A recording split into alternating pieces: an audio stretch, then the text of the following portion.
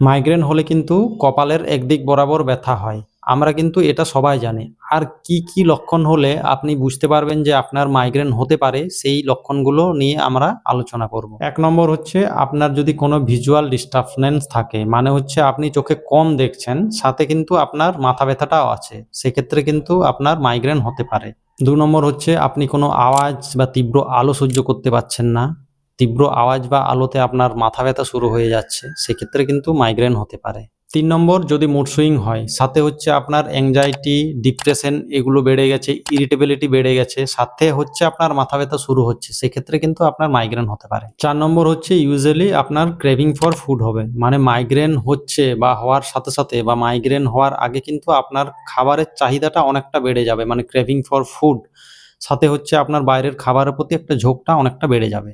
৫ নম্বর হচ্ছে নেক স্টিফনেস, যদি ঘাড়ে ব্যথা হয়। দেখা গেছে মাইগ্রেন হওয়ার সাথে, সাথে অনেক ক্ষেত্রে কিন্তু আপনার ঘাড়ে বা পিঠের দিকে একটা ব্যথা অনুভব হয়।